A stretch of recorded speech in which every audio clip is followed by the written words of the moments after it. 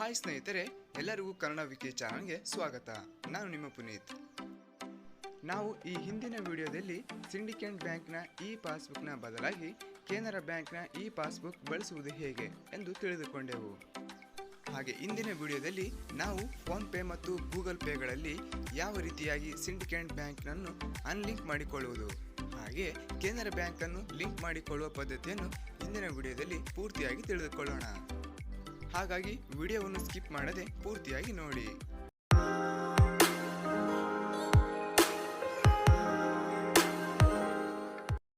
ಈ ಒಂದು ವಿಡಿಯೋವನ್ನು ನಮ್ಮ ಚಾನಲ್ನಲ್ಲಿ ಹೊಸದಾಗಿ ನೋಡುತ್ತಿದ್ದರೆ ವೀಕ್ಷಕರಲ್ಲಿ ನನ್ನದೊಂದು ಮನವಿ, ವಿಡಿಯೋವನ್ನು ಪೂರ್ತಿಯಾಗಿ ನೋಡಿದ ಮೇಲೆ ನಿಮಗೆ ಇಷ್ಟವಾಗಿದ್ದರೆ ಮಾತ್ರವೇ ನಮ್ಮ ಚಾನಲ್ಗೆ ಸಬ್ಸ್ಕ್ರೈಬ್ ಆಗಿ. ಹಾಗೆ ಮುಂಬರುವಂತಹ ವಿಡಿಯೋಗಳನ್ನು ನಿಮ್ಮ ಮೊಬೈಲ್ ನೋಟಿಫಿಕೇಷನಲ್ಲಿ ನೋಡಿಕೊಳ್ಳುವುದಕ್ಕೆ ಸಬ್ಸ್ಕ್ರೈಬ್ ಆಗೋದ್ರ ಜೊತೆ ಬೆಲ್ ಐಕನನ್ನು ಕ್ಲಿಕ್ ಮಾಡುವುದು ಮರೆಯಬೇಡಿ. ನಿಮ್ಮ ಮೊಬೈಲಲ್ಲಿರುವಂತಹ ಫೋನ್ ಪೇ ಆ್ಯಪ್ ಅನ್ನು ಓಪನ್ ಮಾಡಿ.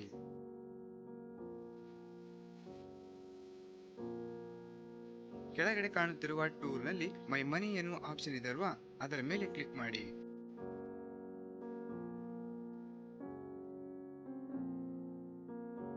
ಪೇಮೆಂಟ್ಸ್ ಅಂತ ಇದೆ ಅಲ್ವಾ, ಅದರ ಕೆಳಗಡೆ ಕಾಣುವ ಒಂದನೆಯದು UPI ಬ್ಯಾಂಕ್ ಅಕೌಂಟ್ಸ್ ಅಂತ ಇದೆ ಅಲ್ವಾ, ಅದರ ಮೇಲೆ ಕ್ಲಿಕ್ ಮಾಡಿ.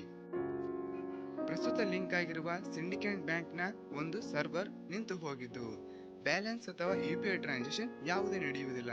ಹಾಗಾಗಿ ನಾವು ಸಿಂಡಿಕೇಟ್ ಬ್ಯಾಂಕ್ನ ಬದಲಾಗಿ ಕೆನರಾ ಬ್ಯಾಂಕ್ನ ಒಂದು ಆ್ಯಪ್ ಅನ್ನು ಲಿಂಕ್ ಮಾಡಬೇಕು. ಅದಕ್ಕಾಗಿ ನೀವು ಮಾಡಬೇಕಾಗಿದ್ದು ಇಷ್ಟೇ. ಸಿಂಡಿಕೇಟ್ ಬ್ಯಾಂಕ್ನ ಲೋಗೋ ಪಕ್ಕದಲ್ಲಿರುವಂತಹ ಮಾರ್ಕ್ ಕಾಣ್ತದೆ ಅಲ್ವಾ, ಇದರ ಮೇಲೆ ಕ್ಲಿಕ್ ಮಾಡಿ. ಇದಾದ ಬಳಿಕ ಈ ರೀತಿಯಾದ ಒಂದು ಸ್ಕ್ರೀನ್ ಅನ್ನು ಕಾಣುತ್ತೀರಾ. ಸೊ ಕೆಳಗಡೆ ಕಾಣುವಂತಹ ಅನ್ಲಿಂಕ್ ಬ್ಯಾಂಕ್ ಅಕೌಂಟ್ ಅಂತ ಇದೆ ಅಲ್ವಾ, ಅದರ ಮೇಲೆ ಕ್ಲಿಕ್ ಮಾಡಿ. ಹಾಗೆ ಅನ್ಲಿಂಕ್ ಎನ್ನುವ ಆಪ್ಷನ್ ಒಂದು ಕಾಣುತ್ತೆ, ಅಲ್ಲಿ ಕೂಡ ಕ್ಲಿಕ್ ಮಾಡಿ.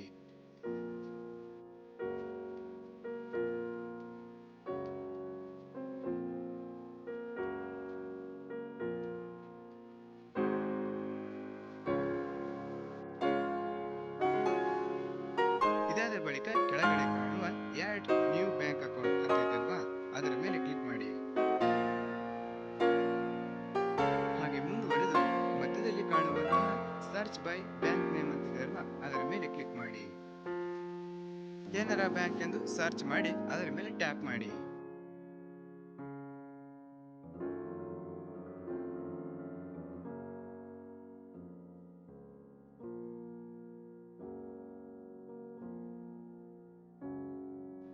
ಹೀಗೆ ನಿಮ್ಮ ಮೊಬೈಲ್ ನಂಬರ್ ಕೆನರಾ ಬ್ಯಾಂಕಿಗೆ ಅಪ್ಡೇಟ್ ಆಗುವ ಮೂಲಕ ಹೊಸದಾಗಿ UPI ಅಂದರೆ UPI ಪಿನ್ ಅನ್ನು ಕೇಳಲು ಮುಂದಾಗುತ್ತೆ.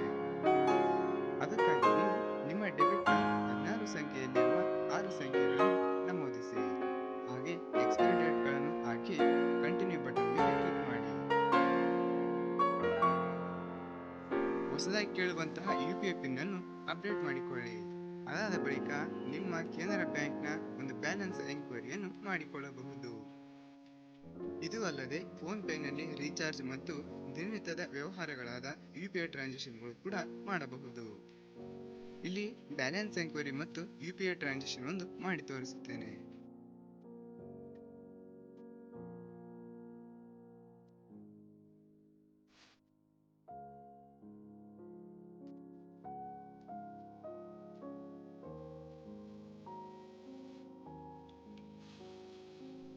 ಈ ಮೊದಲು ನೀವು ಸಿಂಡಿಕೇಟ್ ಬ್ಯಾಂಕ್ನ ಇ ಪಾಸ್ಬುಕ್ ಬಳಸುತ್ತಿದ್ದು, ಈಗ ನಾವು ಅಪ್ಡೇಟ್ ಆಗಿರುವ ಕಾರಣ ನಾವು ಕೆನರಾ ಬ್ಯಾಂಕ್ನ ಇ ಪಾಸ್ಬುಕ್ ಅನ್ನು ಯಾವ ರೀತಿ ಬಳಸಬೇಕೆಂದು ಈ ಮೇಲೆ ಕಾಣುವಂತಹ ಟೂಲ್ನಲ್ಲಿ ನೀವು ಕ್ಲಿಕ್ ಮಾಡಿಕೊಳ್ಳುವ ಮೂಲಕ ವಿಡಿಯೋವನ್ನು ವೀಕ್ಷಿಸಬಹುದು.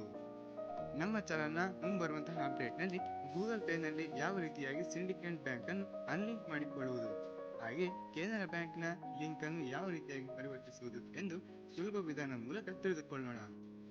ಹಾಗೆ ಈ ಒಂದು ವಿಡಿಯೋವನ್ನು ನಿಮ್ಮ ಫ್ರೆಂಡ್ಸ್ ಮತ್ತು ಫ್ಯಾಮಿಲಿ ಮೆಂಬರ್ಸ್ ಕೂಡ ಇದು ಸಹಾಯವಾಗಬಹುದು. ಹಾಗಾಗಿ ಶೇರ್ ಮಾಡುವುದು ಮರೆಯಬೇಡಿ. ಧನ್ಯವಾದಗಳು ಸ್ನೇಹಿತರೆ. ಮತ್ತೊಂದು ಇಂಟ್ರೆಸ್ಟಿಂಗ್ ವಿಡಿಯೋ ಒಂದರಲ್ಲಿ ಭೇಟಿಯಾಗೋಣ. ಜೈ ಹಿಂದ್.